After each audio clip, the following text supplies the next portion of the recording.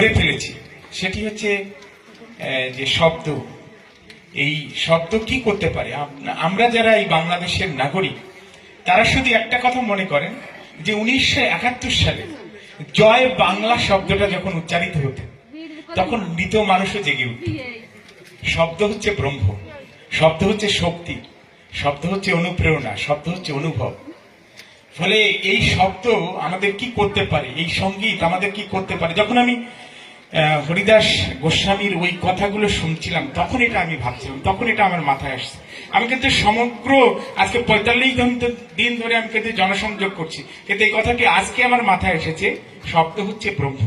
এই যে 3 লক্ষ বার তিনি নাম উচ্চারণ করছেন, এটা কি পরিবর্তন এনে দিল আপনাদের সামনে।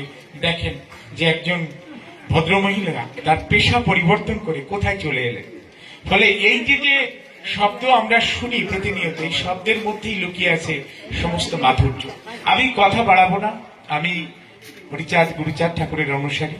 সেই অনুসারী হিসাবে আজকে দেশের এই ক্রান্তিক লগ্নে গোপালগঞ্জ 2 আসনের স্বতন্ত্র প্রার্থী হয়েছি। জানি না আমি ঠিক করেছি কিনা, জানি না আমি আপনাদের বিপদে ফেলেছি কিনা, কিন্তু আমার মন বলছে যে এই সময় এই ভূমিকাটি না রাখলে অনেক বড় ভুল হয়ে যায়। আমি তো সমাজের জন্য ভাবি। আমার পূর্বপুরুষ বীরেন্দ্রনাথ বিশ্বাস, তিনি সমাজের জন্য ভেবেছিলেন। এই সমাজের জন্য গুরুচাঁদ ঠাকুরের আদর্শ উদ্বুদ্ধ হয়ে এই সমাজের জন্য কাজ করেছেন, স্কুল কলেজ করেছেন। তিনি কতটা গুরুচাঁদ হরিচাঁদের অনুসারী ছিলেন, তার জন্য আমি অনেকবার অনেক জায়গায় গিয়ে শব্দগুলো উচ্চারণ করেছি।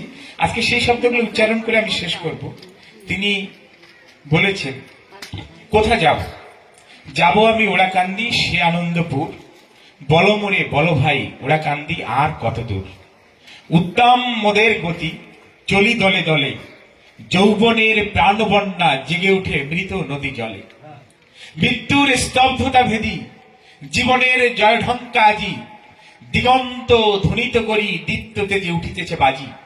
ভয়েরা লুকায় ভয়ে, মৃতজন কেঁপে ওঠে ত্রাসে, নিদ্রাত্যাগী নরনারী দলে দলে পথে ছুটে আসে।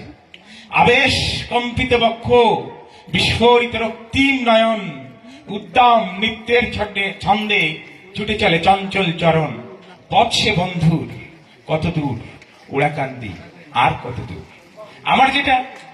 আমার যেটা বিশ্বাস যে বীরেন বিশ্বাস হয়তো সারা জীবন ওড়াকান্দির দিকে ছুটে চলেছেন। সেটা শুধু ভূগোলের ওড়াকান্দি না, সেটা চেতনার ওড়াকান্দির দিকে ছুটে চলেছেন। ফলে আমি নিজে সেই চেতনার ওড়াকান্দির দিকেই যাচ্ছি।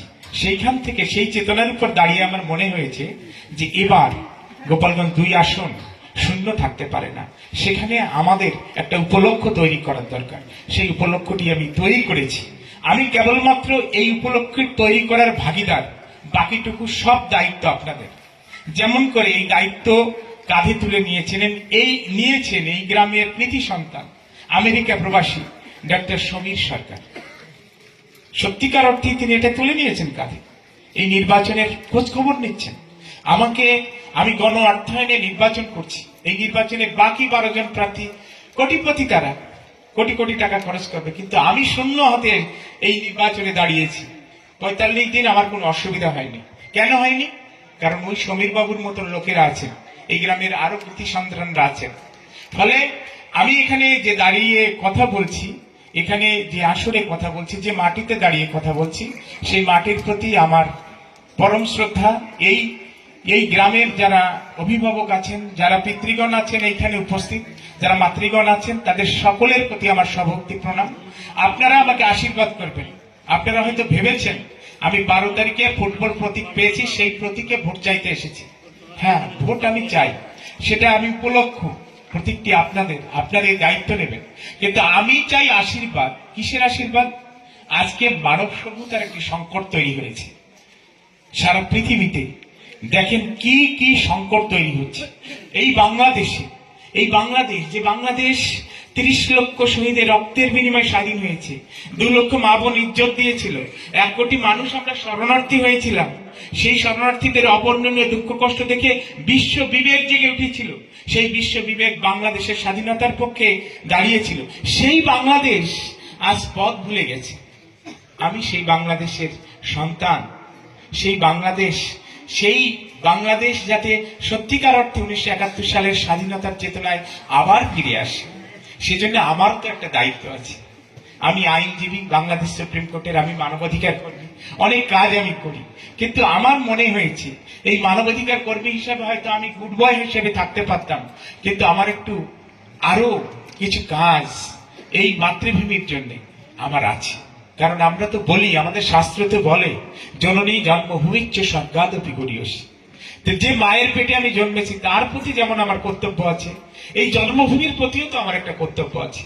আমি আমার মায়ের আশীর্বাদ নিয়ে, আমার পিতা বেঁচে নেই, আমি আমার মায়ের আশীর্বাদ নিয়ে, আমার যে গর্ভধারিণী মা তার আশীর্বাদ নিয়ে, যে মাতৃভূমি তার রক্ষায় আমি ব্রত গ্রহণ করেছি। আমার পিছু টান নেই, একেবারেই আমি একজন মুক্ত মানুষ, আমার কোনো সংসার নেই। আমি চাই আপনারা আমাকে আশীর্বাদ করুন, আমি যেন এই মাতৃভূমির এই দুর্দিনে আমি বুক চিতিয়ে দাঁড়াতে পারি। এই মাতৃভূমির এই দুর্দিনে, এই মাতৃভূমিতে যারা বসবাস করে সেই মাতৃভূমির মানুষগুলোর এই দুঃসময়ে আমি যেন আমার সর্বস্ব পণ করে তাদের পাশে দাঁড়াতে পারি, তাদের সংকটে সংগ্রামে, তাদের সুখে দুঃখে, তাদের আনন্দ বেদনায় আমি যেন লীন হয়ে যেতে পারি, আমি যেন নিজের বলতে আর কিছু না রাখি। সেই আশীর্বাদ আপনারা করবেন, সেই আশীর্বাদ প্রার্থনা করে এই হরি মন্দিরের সামনে আমি দাঁড়িয়ে আছি, দুর্গা মন্দিরের সামনে আমি দাঁড়িয়ে আছি, আপনাদের সামনে আমি দাঁড়িয়ে আছি। আমার একজন প্রাণপ্রিয় মানুষ, তিনি আজকে আপনাদের কবিগান এই নবরস বিতরণ করছে, তার সামনে দাঁড়িয়ে আছি। আমি যেন আমার এই কথায় আমি যেন এই সমাজের প্রতিটি মাকে মা মনে করতে পারি, প্রতিটি পিতাকে পিতা মনে করতে পারি, প্রতিটি ভাইকে ভাই মনে করতে পারি, প্রতিটি বোনকে বোন মনে করতে পারি, এবং যারা শিশু আছে তাদেরকে যেন আমি সন্তান জ্ঞানে আমার জীবনকে উৎসর্গ করতে পারি, সেই আশীর্বাদটুকু করতে আমি চেষ্টা করি।